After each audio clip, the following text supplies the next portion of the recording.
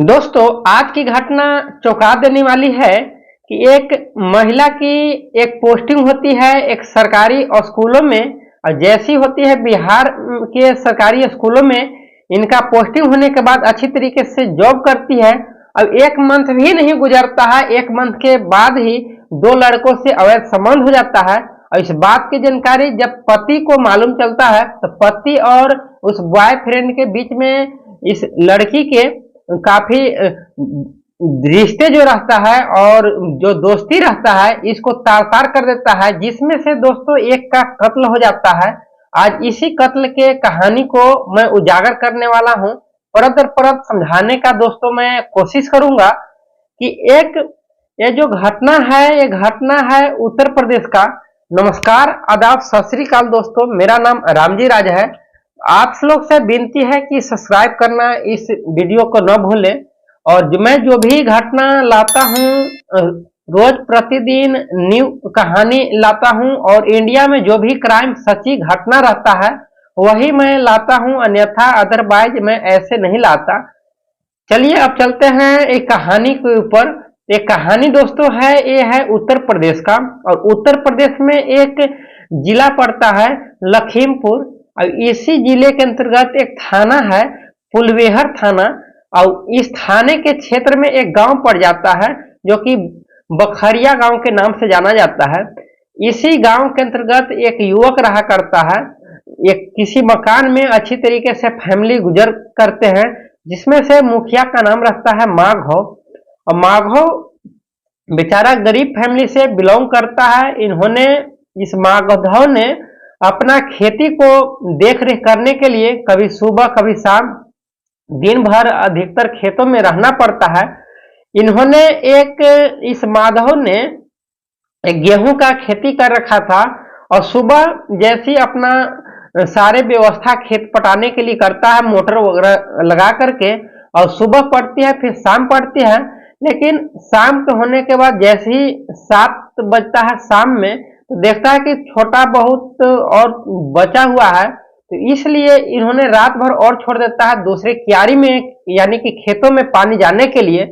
और सुबह होता है, सुबह 3 बजे भोर में जाता है तो देखता है कि ये अपने खेतों से क्यारी जिसको बोलते हैं, जिसको खेत को चारों तरफ से जो घेरा हुआ रहता है मिट्टी के द्वारा, उसको मेढ़ा भी बोलते हैं आमतौर पर।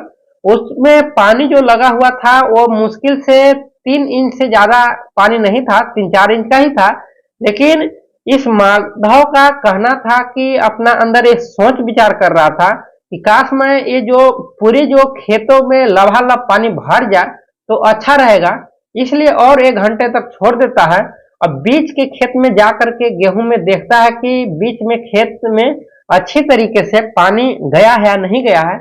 जैसी पांव डालता है बीच खेत में, उसका पांव धंसता चला जाता है। जैसी धंसता है, ये माधव ने सोचता है कि लगता है कि कुछ बिल की वजह से कुछ मूस वगैरह चूहे जो रहते हैं, चूहे ने कुछ बिल कर दिए हैं, इस वजह से मिट्टी धंस रहा है।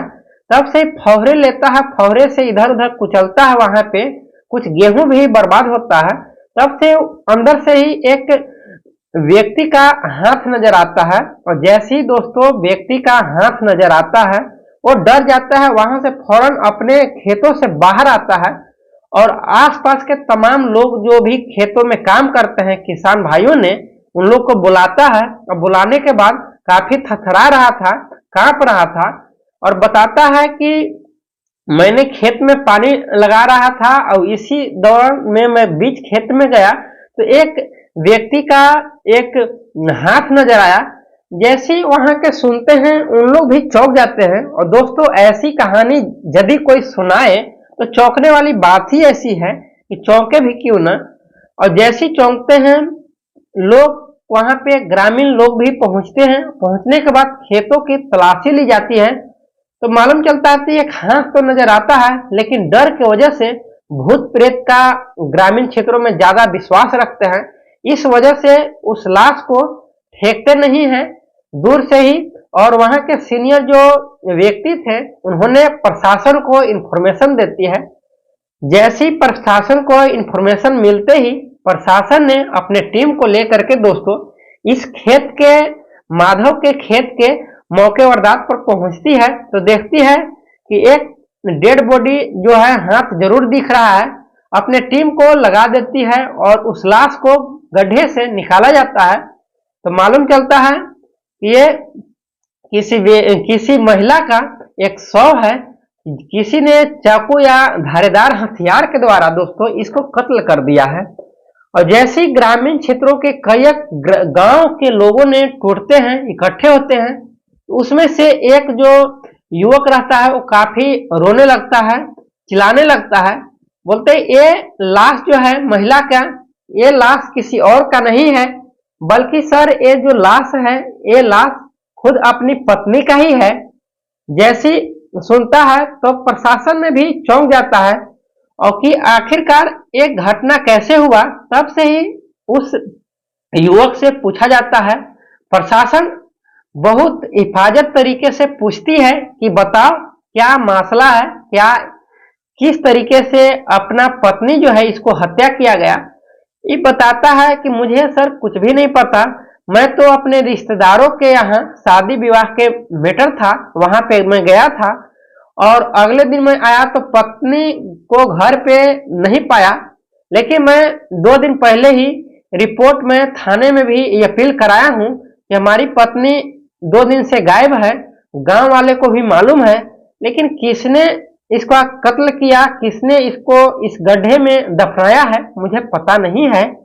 तब से ही कुछ दिन गुजरता है और उस पूछताछ करने के लिए ग्रामीण लोगों ने नहीं बताते हैं। तब से ही प्रशासन जगह जगह पर तलाशी लेती है, अपने टीम को खामियों पर लगा देती है और कहा जाता है कि क्राइम यदि कितना भी दोस्तों शातिर तरीके से क्यों न किया जाए, यदि प्रशासन के ऊपर ये माथा यदि ठनकता है और सख्ती से इसका जांच प्रणाली करने लगती है तो वो जो क्राइम है वो मुर्दा ही क्राइम क्यों नहीं है, मुर्दा भी क्राइम को एक न एक दिन उसका खुलासा हो जाता है। ये घटना ऐसा ही है। जैसी इसका कहानी के मालूम चलता है तो अपने इस क्षेत्रों में जगह जगह से पूछताछ होती है टीम के माध्यम से और वहां से पूछताछ करने के बाद एक जो लड़की का एक रहता है एक साला ही बताता है कि ये महिला का कत्ल किसी और ने नहीं किया है बल्कि उसी का अपना पति ही इसका हत्या किया है। जैसी मालूम चलता है दोबारा साला से पूछताछ करती है कि आपको कैसे पता कि इसका जो भी कातिल है इसका माधव नहीं किया है, यानी कि पति नहीं किया है। तो हैरान कर देने वाली ये घटना सुनाती है। बोलता है ये लड़की के जो अपना जो साला एक रहते हैं उन्होंने कि दरअसल कुछ दिन पहले से ही अधिकतर पति पत्नी में लड़ाइयां हुआ करता था। मैंने 1-2 बार समझाने का प्रयास भी किया, फिर भी आपस में इन लोग मानने के नाम नहीं ले रहे थे। लेकिन प्रशासन को लगता है और साला ने एक मुकदमा दर्ज कराती है कि ये जो भी प्रक्रिया है, शायद मुझे लगता है कि दहेज का उत्पीड़न का कुछ केस है। बराबर दहेज प्रथा को लेकर के लड़ाई झंझट अधिकतर हुआ करता था इन दोनों के बीच में। जैसी प्रशासन को मालूम चलता है इसको दोबारा फिर यहाँ के जो कातिल है उसको कातिल को पकड़ने के लिए एड़ी चोटी लगाती है, लेकिन मालूम नहीं चलता है। हालांकि जो महिला रहती है, महिला का नाम रहता है यानी कि पत्नी का नाम रहता है कृतिका और कृतिका का जो पति है उनका नाम रहता है राधे श्याम। जब राधे श्याम से दोबारा सख्ती से पूछताछ करती है और करने के बाद बताता है कि मुझे नहीं पता, लेकिन कुछ दिन के बाद धीरे धीरे जांच पड़ताली में पड़ जाता है प्रशासन ने। एक युवक ने बताता है कि दरअसल इस जो राधे श्याम है इन्होंने अपना काफी लड़ाई झंझट अगले दिन भी हुआ करता था, 2-4 दिन से हो रहा था। लेकिन सर इसके यदि सख्ती से पूछताछ किया जाए तो जो भी कातिल है जरूर बताएगा, जो भी छिपा हुआ जो राज है ये राधे श्याम का ज्यादा मुझे शंका है। ग्रामीण लोगों ने बताते हैं यही बात। प्रशासन ने दोबारा राधे श्याम को बुलाता है अपने थानों में और हेड फ्रंट चेयर पर बैठाता है और सख्ती से पूछताछ करती है। जब अपने कामों से, अपने बातों से मुखर जाता है राधे श्याम ने, तो अपने प्रशासन ने गुस्से होकर के ऐसी कहानियां को बयां करने के लिए डराता है कि राधे श्याम ने डर जाता, और डरने के बाद एक ऐसी क्राइम घटना लाता है। लाने के बाद जब जैसी ये सुनाने लगता है, तो सुनने के बाद दोस्तों प्रशासन तो क्या, ग्रामीण लोग भी काफी हैरान हो जाते हैं। एक पति ने अपने पत्नी को कैसी बेरहमी तरीके से मारकर हत्या किया है। जैसी मालूम चलता है, इस राधे श्याम ने बताता है कि हमारी जो पत्नी है, जो कृतिका के इसी बिहार सरकारी स्कूलों में इनका पोस्टिंग होता है। 1 महीने भी पोस्टिंग नहीं होता, तब से ही धीरे धीरे 2 लड़कों के बीच में बातें चित होने लगता है। मैंने 2-4 बार रोका टोका भी, लेकिन मुझे ही 2 बात लगा देती। काफी मुझे डर भी लग रहा था कि इस बात की जानकारी ग्रामीण लोगों को दूं तो बुरा माने और यकीन भी न करे। धीरे धीरे दिन गुजरता है, और एक दिन कृतिका ने राधे श्याम के साथ सोई थी, लेकिन 12 बजे शाम के टाइम पे उन्होंने रात्रि के टाइम पे निकल जाती है, और 4 बजे भोर में आती है और दोबारा सो जाती है। इस राधे श्याम ने दोबारा पूछताछ करती है, कुछ भी नहीं बताती। नहीं बताने के बाद फिर झगड़झट होता है, और 1 सप्ताह दोस्तों गुजरने के बाद राधे श्याम काफी जो कृतिका के हमेशा ख्याल रखती, कहाँ जाती है, लेकिन 1 सप्ताह के बाद दोबारा फिर यही सिलसिला रहता है। पीछे से राधे श्याम भी जाता है, तो देखता है कि एक ईख के खेत में 2 लड़के भी हैं, और वहां पे दोनों ने शारीरिक संबंध, एक ऐसी फिजिकल रिलेशन बना रहे थे। इन्होंने अपना वीडियो को रिकॉर्ड करता है और चुपके से अपने कमरे पर आ जाता। उधर से 3 बजे के टाइम पे, यानी कि सुबह के टाइम पे कृतिका भी पहुंचती है, और पूरा सख्ती से राधे श्याम पूछताछ करता है। लेकिन कृतिका ने एक न सुनती है, बताती है कि मैं किसी बाहर में गई थी किसी काम से, और कुछ भी बात नहीं है। बात को इधर उधर टहलाती है। लेकिन जब राधे श्याम ने मोबाइल में कुछ फुटेज और उसका वीडियो, अश्लील फिजिकल रिलेशन की जो भी वीडियो था इन्होंने रखा था, दिखाता है। दिखाने के बाद कृतिका भी गुस्से होने लगती है, और दोनों के बीच में लड़ाइयां होने चालू होता है। तब से ही कृतिका ने एक थप्पड़ अपने पति के ऊपर झड़ देती है। झड़ने की वजह से राधे श्याम के, दूसरी बात की राधे श्याम का दोस्तों कोई भी गलती भी नहीं था, इसके बावजूद भी पत्नी ने एक न सुनती है, ऊपर से थप्पड़ भी झड़ देती है, जिस वजह से राधे श्याम को काफी गुस्से होने लगता है।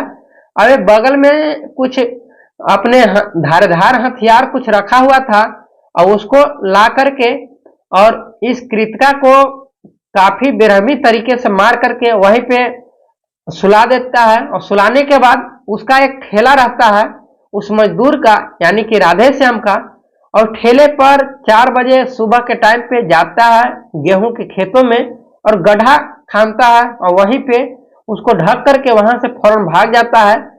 जैसी दोस्तों एक कहानी राधे श्याम जब कहानी सुनाता है प्रशासन के बीच में, प्रशासन भी हैरान हो जाती है कि आखिरकार एक पति ने किस तरीके से अपनी पत्नी को हत्या किया है। और दोस्तों आप लोग का क्या राय है कि पति ने क्या सही किया, क्या गलत किया? क्राइम तो कई तरीके से किया जाता है, लेकिन क्राइम को कैसे कंट्रोल करें? कोई बात मैटर हो तो मर्डर से मैटर नहीं सुलझ सकता। इसको सुलझाने के लिए कई तरीके थे, कई ऑप्शन थे, उस ऑप्शन से सुलझाया जा सकता है। लेकिन आप लोग भी ऐसी घटना न सुनने को मिले, जैसे आप लोग को सुनने को दोस्तों मिलता है फौरन प्रशासन को इन्फॉर्मेशन दे, और इससे पहले हो सके तो ग्रामीण क्षेत्रों में एक टीम बनाए, समझाने का प्रयास करें। इसके बाद ही न समझने के बाद आगे कुछ रिपोर्ट को दर्ज करें। किसी भी हाल में हो क्राइम को कंट्रोल कर सके, और एक घटना को क्राइम दिन प्रतिदिन फिजिकल रिलेशन के संबंध में एक अनैतिक संबंध के रूप में प्रतिदिन बढ़ता जो जा रहा है, इसको कैसे कम करें, आप लोगों ने कमेंट बॉक्स में जरूर बताइएगा। इस वीडियो को दोस्तों जहां तक हो लाइक और सब्सक्राइब करें। दोस्तों आप लोग से विनती है कि सब्सक्राइब करना न भूलें। सब्सक्राइब करने से मेरा बहुत हौसला बनता है और साथ ही साथ मैंने जो भी अपना ये कहानी लाता हूँ, जेन्युइन लाता हूँ, घटित जो हकीकत इंडिया में क्राइम घटना होता है वही मैं लाता हूँ, इसलिए सब्सक्राइब करना न भूलें। और आप लोग का आसपास के तमाम क्राइम ऐसी घटना यदि जानकारी मिलता हो तो कमेंट बॉक्स में बताइए और अपना नाम भी दीजिए। आने वाला वीडियो में उनका मैं नाम भी लूंगा। और एक कहानी सुनाने का उद्देश्य मेरा एक ही था, आप लोग का परेशान करना नहीं था, दिल दुखाना नहीं था, बल्कि सावधान करना था, सचेत करना था कि इंडिया में ऐसी क्राइम जो बढ़ता जा रहा है। पहले 50% था, 80 ये 2021 के समथिंग में चेक जब किया गया था जनगणना, लेकिन आज के दौर में 2024 आ गया है और ये 70% के दर पे इसका जो अधिकतर जो है ये फिजिकल रिलेशन के दौर पर एक ऐसी एक क्राइम घटना को लेकर के बढ़ता जा रहा है। ज्यादा फिजिकल रिलेशन से संबंध में, ज्यादा लव स्टोरी के कहानी पर ज्यादा एक कत्ल के मामला सामने आ रहा है। आप लोग से क्या अनुरोध है, कैसे आप सरकार को आप उम्मीदें भेज सकते हैं, रिपोर्ट दर्ज कर सकते हैं, जरूर बताइएगा। और ये जो माधव के खेतों में ऐसी जो एक लाश को मिला और राधे श्याम की जो पत्नी के साथ ऐसी जो कांड हुआ, महिला ने एक पति के रहने के बावजूद भी 2 लड़कों से अफेयर था। आप लोग का कैसा लगता होगा कि अपना पति के रहने के बावजूद भी एक महिला ने ऐसी अपने हवस के पुजारी में इस कदर खेल जाती है कि अपना पति को भी जरा सा भी ख्याल नहीं रखती, जिसमें से एक का कत्ल हो जाता है। आप लोग इस कमेंट में दर्ज करना न भूलें। जय हिंद दोस्तों, आज के लिए इतना ही।